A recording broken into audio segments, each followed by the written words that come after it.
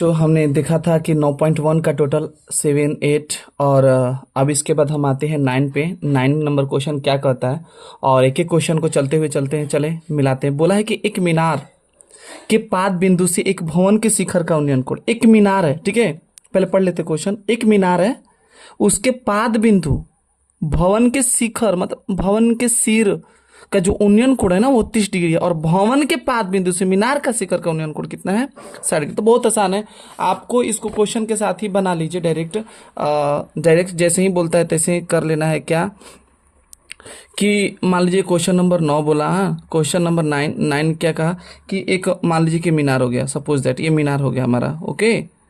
और तब इसका जो जो ये सिर हो गया, ये पैर हो गया। तब पैर बोला है कि मीनार के पाद बिंदु से भवन के शिखर, तो भवन के शिखर मतलब सामने होगा तब तो होगा। मान लीजिए ऊंचा कर लीजिए, छोटा कर लीजिए, कोई फर्क पड़ता नहीं है इतना तक। तो इस तरीके से आप कर लेंगे, बराबर कर लीजिए, ठीक है। और इसका पैर, इसका क्या है, सिर। सिर तो कितना है आपका? 30 डिग्री है, तो लीजिए 30 डिग्री हम कर लिए, ओके। और फिर बोला भवन के पैर, भवन के पैर और मीनार के शिखर का उन्नयन कोण, इसका शिखर का उन्नयन कोण कितना है? 60 डिग्री, ठीक है। चलिए 60 डिग्री हो गया।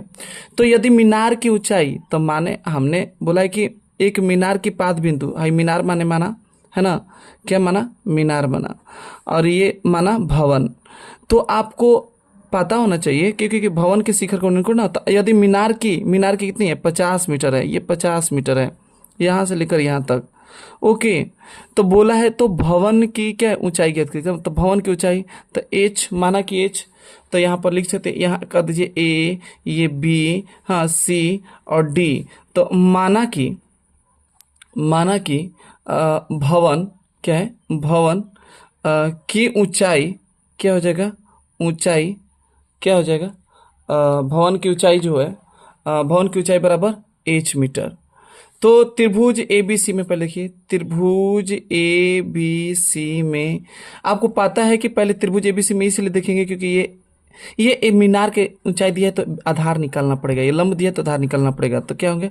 तो लंब दिया है, आधार निकालना है, तो tan थीटा का प्रयोग करेंगे। किस चीज का? tan theta. tan थीटा बराबर क्या होता है? लंब बटा क्या होता है? आधार होता है। लंब बटा क्या होता है? आधार होता है। और लंब बटा आधार मतलब कि tan क्या हो जाएगा? देखिए tan 60 डिग्री बराबर क्या हो जाएगा? लंब कितना हो गया? ए बी बटा में बी सी, ए बी बटा में बी सी।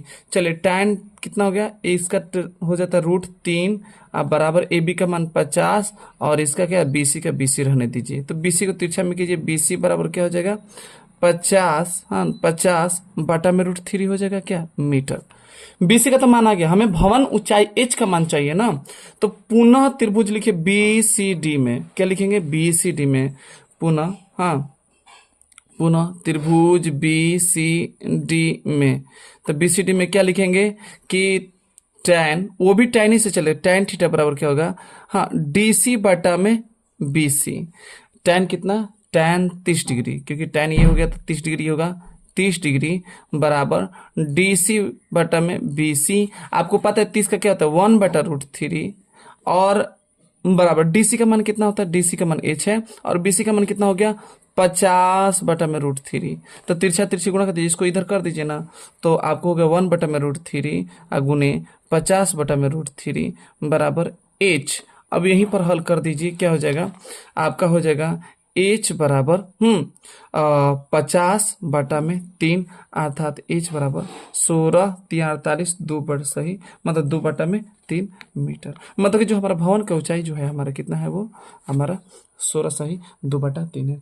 तो इस तरीके से आपका क्वेश्चन है और पहले ऑलरेडी प्रैक्टिस कर चुके हैं, बस आपका फिगर आपको आना चाहिए। फिगर बेहतरीन हो गया तो कोई दिक्कत नहीं।